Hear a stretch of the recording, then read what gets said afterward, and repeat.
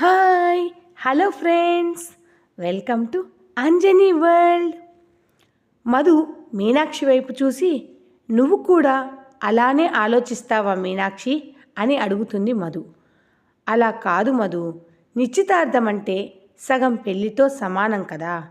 అందులోనూ ప్రతి ఆడపిల్ల తన నిశ్చితార్థంలో అందరికంటే తానే బాగా కనపడాలని ఏ ఆడపిల్ల అయినా కోరుకుంటుంది. అలానే నేను ఆలోచించాను అని అంటుంది మీనాక్షి. మధు ఒక చిన్న నవ్వు నవ్వి, అందం అనేది వేసుకునే బట్టల్లోనో పెట్టుకునే నగలలోనో ఉండదు మీనాక్షి. అందం అనేది మనసుకు సంబంధించింది. మనసులో ఎటువంటి కల్మషం లేకుండా స్వచ్ఛంగా ఉండే ప్రతి ఆడపిల్ల అందంగా కనిపిస్తుంది. అయినా ఇప్పుడు నాకేంటి, చీర కాటన్ చీర, ఖరీదు తక్కువ, అంతేగా. ఒకసారి అద్దంలో చూశారా, నేను ఈ చీరను కట్టుకోవడం వల్ల ఆ చీరకే అందం వచ్చింది అని నవ్వుతూ అంటుంది మధు.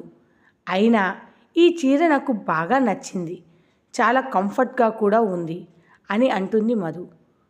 మధు మాటలకి మీనాక్షి మధు వైపు ఒక అరనిమిషం చూసి, నీవు ఎంత అందంగా ఉంటావో నీ మనసు కూడా అంతే అందంగా ఉంది మధు అని చెప్పింది మీనాక్షి.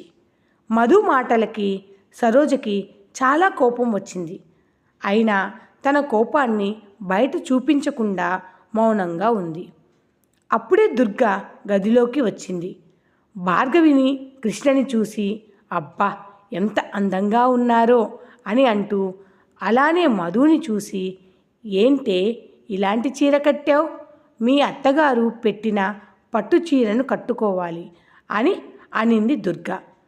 మధు చిన్నగా నవ్వుతూ, మా అత్తగారు నాకు ఈ చీర బాగుంటుందని పెట్టారమ్మా అని చెప్పింది. దుర్గ మధు వైపు అరనిమిషం పాటు చూసి, సరే పదండి వెళ్దాము, సమయం అయ్యింది అని అంటుంది. మీనాక్షి కృష్ణని తీసుకొని వచ్చి భాస్కర్ పక్కన కూర్చోబెట్టింది. సరోజ భార్గవిని తీసుకొని వచ్చి సుధాకర్ పక్కన కూర్చోబెట్టింది. అలానే మధు వచ్చి ఆదిత్య పక్కన కూర్చుంది. ఊర్లోని వారంతా పెళ్లి కూతుర్లను చూసి, ముగ్గురు చాలా అందంగా ఉన్నారు కదా అని ముగ్గురిని చూస్తూ అనుకుంటారు. బంధువులు స్నేహితులు భార్గవిని కృష్ణని చూసి చాలా బాగున్నారు కదా అని అనుకుంటూ, మధుని చూసి అమ్మాయి చాలా అందంగా చూడ ముచ్చటగా ఉంది, ఈ అమ్మాయి ఎవరి కోడలు, ఆదిత్యకి కాబోయే భార్య కాబట్టి రాజ్యం కోడలే అయ్యుండాలి, మరి రాజ్యం ఎందుకు తనకు కాబోయే కోడలికి నిశ్చితార్థానికి పట్టుచీర పెట్టకుండా ఇంత తక్కువ రేటు ఉన్న చీరలు పెట్టింది, అయినా ఆ అమ్మాయి చాలా బాగుంది కదా అని అక్కడి వారు అనుకుంటారు. మరికొంతమంది రాజ్యానికి ఈ అమ్మాయిని కోడలుగా చేసుకోవడం ఇష్టం లేదేమో అని అనుకోగా, గొప్పింటివారు తన కోడలికి కనీసం పట్టుచీర పెట్టలేరా అని కొంతమంది అనుకుంటారు. ముఖ్యంగా మధుని చూసి నోటిపైన చేతులు వేసుకుంటున్నారు. బంధువులు స్నేహితులు ఊర్లో వారంతా వారిలో వారే గుసగుసలాడుకోవడం స్టార్ట్ చేశారు. ఆడవాళ్ళలో ఒక పెద్దావిడ లేచి, దుర్గా, నీ ముగ్గురు కూతుళ్ళు చాలా అందంగా ఉన్నారు, ఇంకా చెప్పాలంటే మీ ఇద్దరి కూతుర్ల కన్నా నీ మూడో కూతురు అంటూ మధు వైపు చేతిని చూపిస్తూ, ఈ అమ్మాయి మామూలు చీర కట్టినా కూడా చాలా అందంగా ఉంది, ఆ అమ్మాయి ఆ చీర కట్టడం వల్లనేమో ఆ చీరకే అందం వచ్చింది, ముక్కు మొహం బాగుండాలి, దానితో పాటు మనసు బుద్ధి బాగుండాలి, అన్నీ కలిసి ఉంటేనే ఏ ఆడపిల్ల అయినా అందంగా కనిపిస్తుంది. డబ్బు ఉంది కదా అని ఖరీదైన చీరను కట్టుకొని ఇంట్లో ఉన్న నగలన్నీ దిగేసుకొని గంగిరెద్దుల్లా తిరిగితే వాళ్ళని అందగత్తెలు అనరు. మామూలు నేత చీర కట్టినా మహాలక్ష్ముల్లాగా ఉంటారు చూడండి, అప్పుడు వాళ్ళ అసలైన అందం బయటకి వస్తుంది. ఈ అమ్మాయి మొహంలోనే లక్ష్మీ కళ ఉట్టి పడుతోంది అని ఆ పెద్దావిడ మధుని చూస్తూ అంటుంది. ఇంతకీ ఈ అమ్మాయి ఎవరింటికి కోడలుగా వెళ్తోంది అని దుర్గని అడుగుతుంది. వెంటనే నాగేంద్ర లేచి, మా ఇంటి కోడలుగా వస్తోంది పిన్నిగారు అని చెప్పాడు. ఆ పెద్దావిడ రామయ్య వాళ్ళ అమ్మకి చిన్నాన్న కూతురు అవుతుంది, మంచి స్నేహితురాలు కూడా. అవునా నాగేంద్ర, ఆ అమ్మాయి పేరేంటి అని అడుగుతుంది ఆ పెద్దావిడ. నాగేంద్ర, నా కోడలి పేరు మధురిమ, మధు అని ముద్దుగా పిలుచుకుంటాము అని చెప్పాడు నాగేంద్ర. పేరుకు తగ్గట్టే నీ కోడలు కూడా చాలా అందంగా ఉంది నాగేంద్ర అని చెప్పింది ఆ పెద్దావిడ. అంటే మీ ఇంటి పెద్ద కోడలు అన్నమాట, మన ఆదిత్య బాబు భార్య అని చాలా సంతోషంగా చెప్పింది. ఆవిడ మాటలకి అందరూ నవ్వుకోగా రాజ్యం మాత్రం ఆ పెద్దావిడ్ని బాగా తిట్టుకుంటుంది. ఆ పెద్దావిడ రామయ్య వైపు చూసి, ఈ ఇద్దరి కోడల్లో నీ కోడలు ఎవరు రామయ్య అని అడుగుతుంది.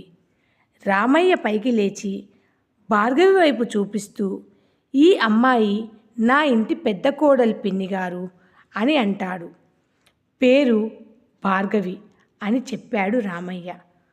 భార్గవి ఆ పెద్దావిడ వైపు చూసింది. పక్కనే ఆంజనేయులు లేచి, మధ్యలో కూర్చున్న అమ్మాయి నా కోడలు పిన్నిగారు అని కృష్ణ వైపు చూపిస్తూ అంటాడు. పేరు కృష్ణవేణి, కృష్ణ అని ముద్దుగా పిలుచుకుంటాము అని చెప్పాడు ఆంజనేయులు. ఆ పెద్దావిడ నవ్వుకుంటూ, మా దుర్గ అందమంతా తన ముగ్గురి ఆడపిల్లలకే పంచింది, అందుకేనేమో తల్లి అందగత్తె అయితే ఆ అందమంతా పిల్లలకే వస్తుందని పెద్దవాళ్ళు అంటారు అని చెప్పింది ఆ పెద్దావిడ. ముక్కు మొహం మాట తీరు మనసు మంచిగా ఉండాలి, అంతేగాని ఖరీదైన పట్టుచీరలు కట్టి ఒంటి నిండా నగలు వేసుకుంటే లేని అందం వస్తుందా అని అంటుంది ఆ పెద్దావిడ.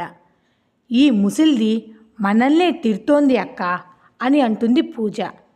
ఆ ముసిల్దానికి కళ్ళు సరిగ్గా కనపడడం లేదు లేవే, అందుకే ఎవరు అందంగా ఉన్నారో ఎవరు మామూలుగా ఉన్నారో గుర్తించలేకపోతోంది అని చెప్పింది సరోజ. రామయ్య నెమ్మదిగా స్టేజి మీదకి ఎక్కి 3 జంటలకి తన తల్లి ఎంతో ఇష్టంగా చేయించిన నిశ్చితార్థపు ఉంగరాలను పంతులు గారి చేతికి ఇచ్చాడు.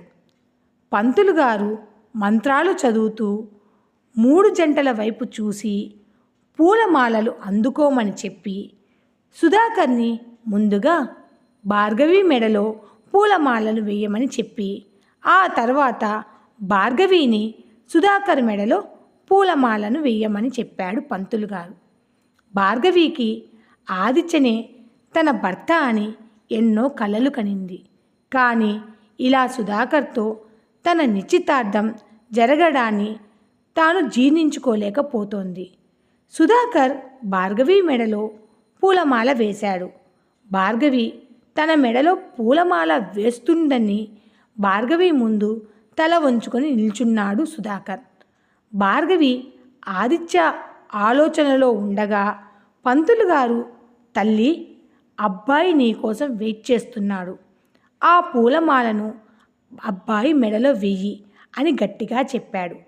పంతులు గారి మాటలతో స్పృహలోకి వచ్చిన భార్గవి దుర్గ వైపు చూసింది. త్వరగా వెయ్యవే, అబ్బాయి ఎంతసేపు అలా నిల్చొని ఉంటాడు అని అంటుంది దుర్గ. సుధాకర్ వైపు చూసి భార్గవి పూలమాలను సుధాకర్ మెడలో వేస్తుంది.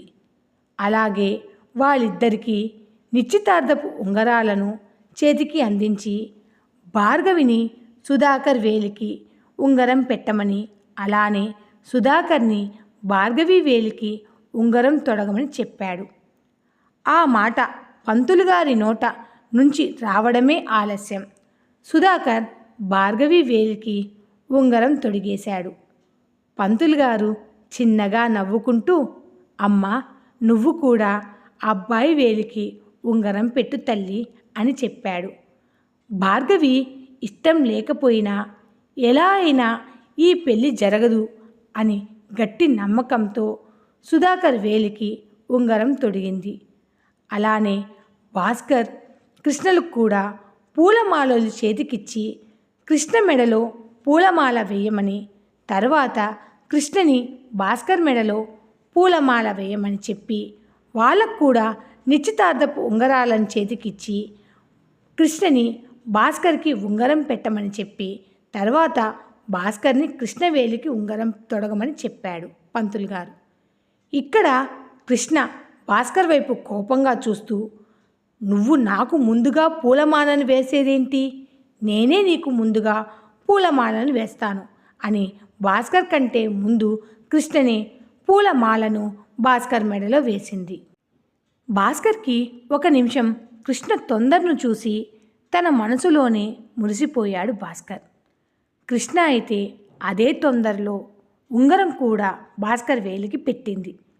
కృష్ణ తొందరతనాన్ని చూసి పంతులు గారు కూడా నవ్వుకుంటాడు. భాస్కర్ ఎంతో ప్రేమగా కృష్ణని చూస్తూ తన వేలికి ఉంగరం తొడిగాడు.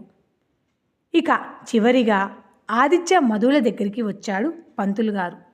వారి వైపు చూస్తూ, మీరు కూడా పూలమాలలు చేతికి తీసుకోమని చెప్పి ముందుగా ఆదిత్యను మధు మెడలో పూలమాల వేయమన్నాడు పంతులు గారు. ఆ పూలమాల వేసే సమయంలోనే ఆదిత్య మధుని చూశాడు.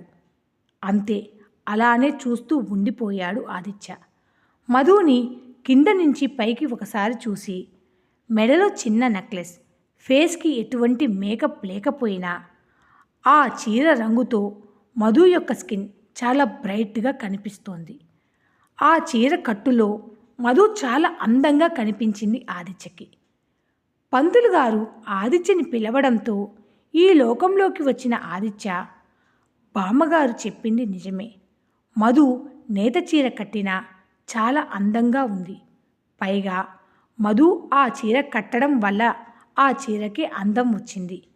చాలా సింపుల్గా రెడీ అయినా చాలా బాగుంది మధు అని తన మనసులో అనుకుంటాడు ఆదిత్య. ఆదిత్య పూలమాలను మధు మెడలో వేశాడు.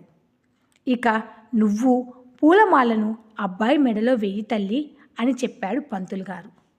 మధు తల పైకెత్తి ఆదిత్య వైపు చూస్తూ పూలమాలను ఆదిత్య మెడలో వేసింది.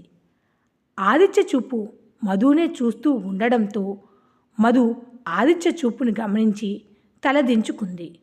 పంతులు గారు నిశ్చితార్థ ఉంగరాలను ఆదిత్య చేతికి మధు చేతికి అందించి ముందుగా మధుని ఆదిత్య వేలికి ఉంగరం పెట్టమన్నాడు. అలానే ఆదిత్యని మధు వేలికి ఉంగరం పెట్టమన్నాడు. ఆదిత్య మధు చేతిని అందుకొని ఉంగరం పెడుతూ ఉండగా మధు చేతులు సన్నగా వణకసాగాయి. అయినా ఆదిత్య మధు చేతిని గట్టిగా పట్టుకొని ఉంగరం పెట్టాడు. ఈ కథ కనుక మీకు నచ్చితే please like, share and subscribe. ఈ స్టోరీని ఇక డైలీ అప్లోడ్ చేస్తాను. ఈ స్టోరీలో మీకు ఏమైనా డౌట్స్ ఉంటే అడిగితే నేను దానికి సమాధానం చెప్తాను. ప్లీజ్ నా ఛానల్ని సబ్స్క్రైబ్ చేసుకొని లైక్ చేసి షేర్ చేయండి. Thanks for watching.